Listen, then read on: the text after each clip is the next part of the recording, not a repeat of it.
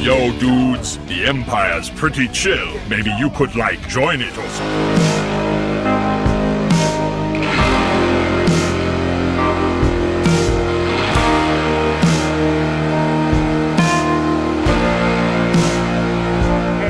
Lucimus Prime here, and welcome to the next episode of Movie Didn't Need a Sequel. So today's example, guys, I'm going to be saying is this is ironically another sequel, guys, in a franchise, and this is the third installment of one of my favourite franchises of all time, which has one of my favourite action heroes of all time.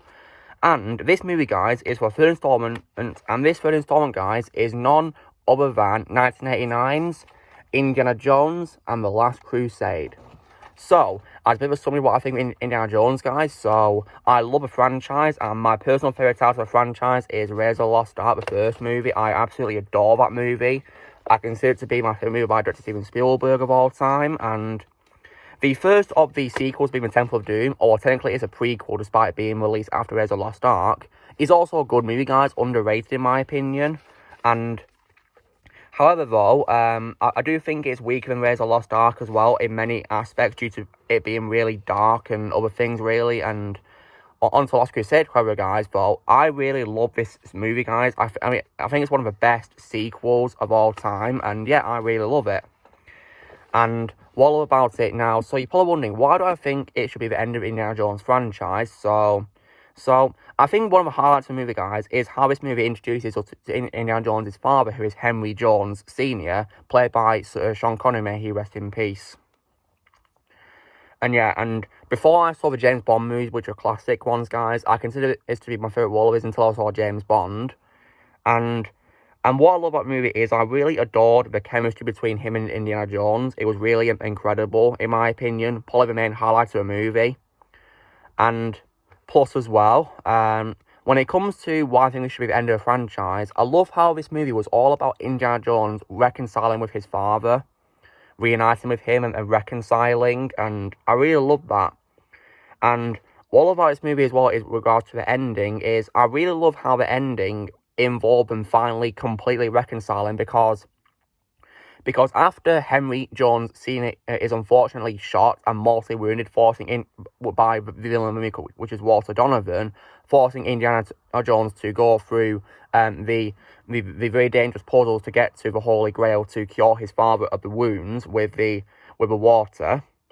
And thankfully, Indiana chose wisely, and whereas Donovan chose poorly, and he was able to save his father from his gunshot wound with the water from the real Holy Grail, because Donovan drunk a fake one. And then, however, unfortunately, due to him leaving the Grail Knight behind with the others, eventually it does cause the temple to begin collapsing, of course. And as a result of this, the Nazis who stole the Grail, like Elsa, who is a villain of the movie, and speaking of Elsa, guys, one thing I like about this movie, which is why I don't consider it to rehash much of Raiders of the Lost Ark, is I love how who we think is going to be his love interest is actually a villain. I thought that was a very brilliant plot twist right there, because we at first thought she was, he's going to be Indiana Jones' new love interest, but she was actually a villain, which is pretty cool. So yeah, now, and the knight also says that the Grail can't be taken out of the temple, and the Guardian must stay with it in order to remain immortal.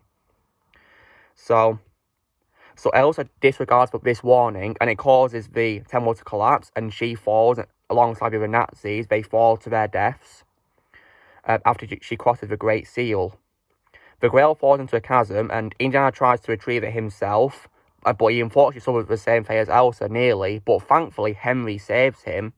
And the way he persuades him was just perfect, because throughout the movie, guys, Henry calls Indiana Jones Jr., whereas in this scene, he finally calls him Indiana, because he says to him, "Indiana, let it go."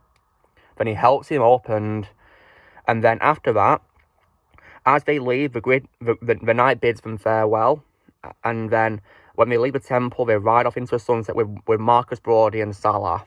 And yeah, that ending was just absolutely perfect, guys. And because Indiana had reunited with his father, and yeah, and they were now fully reconciled. And yeah, that was definitely a great way to end the franchise. But unfortunately, guys, 19 years later, this was unfortunately deemed not to be, because 19 years later, we got a fourth installment, which is for none other than 2008.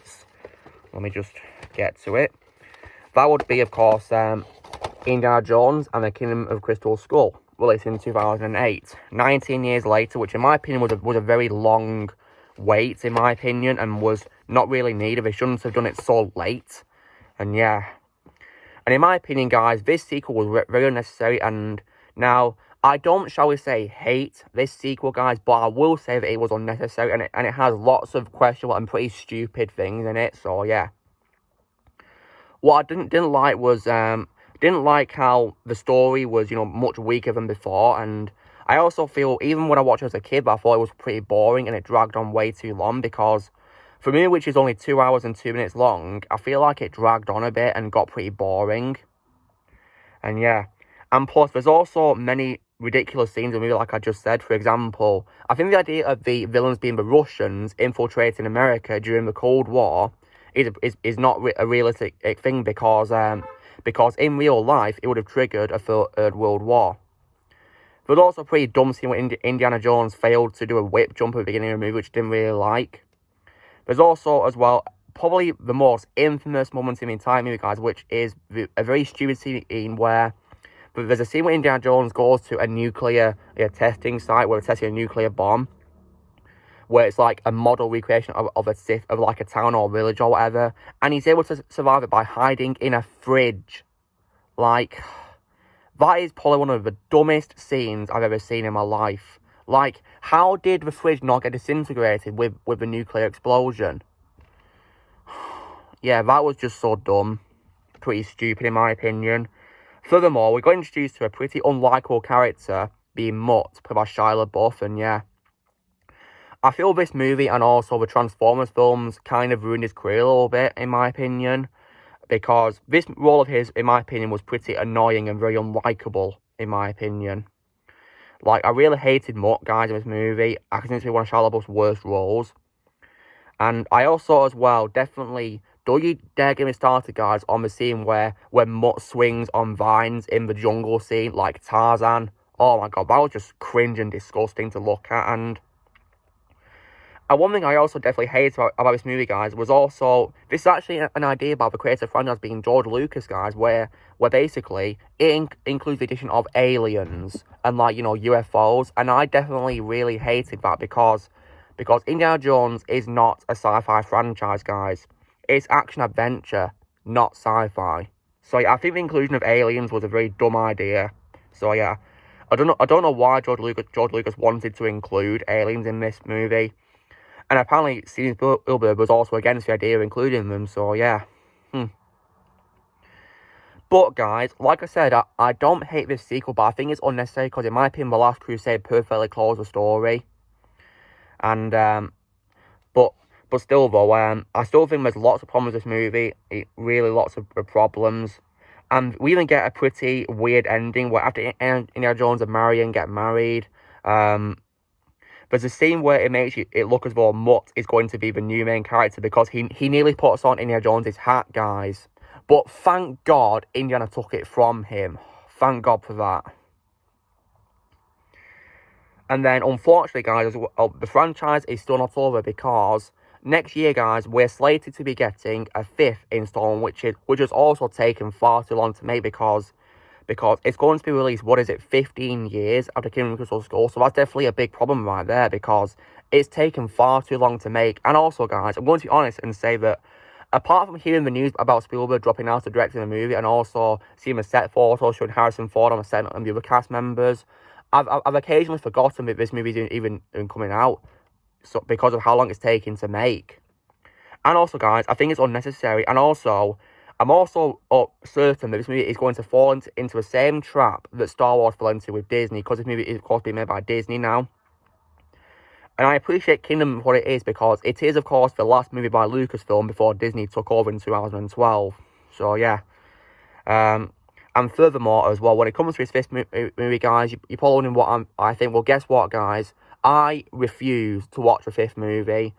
I don't give a damn if Harrison Ford is returning in Indiana Jones and so is John Williams to compose the music. I refuse to watch it because I am more than certain that Disney are going to ruin this franchise, and I'm not going to be there to see it. No way.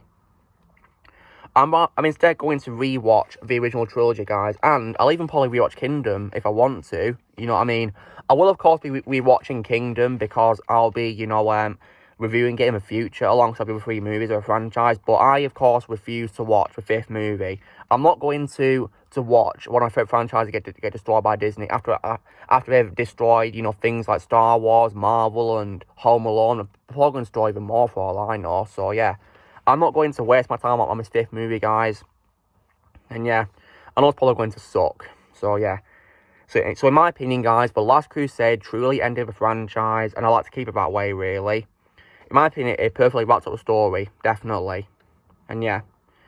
Is there anything good I can say about Kingdom is that Harrison Ford still gives a great performance as Indiana Jones in the movie, probably the best actor in the movie, and I guess as well, the ending where Indiana Jones gets married to Marion is definitely very nice to see because Marion is my favourite love interest of Indiana Jones, guys.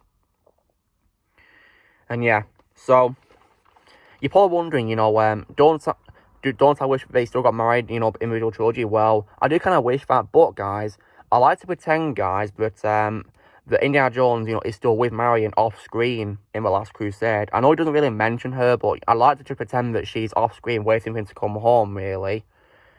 And then I could probably edit in the wedding scene from Kingdom at the end of The Last Crusade, maybe, to show them getting married. But I will definitely erase the very dumb scene where Mutt nearly puts on Indiana Jones' hat, because that was a very dumb scene, guys.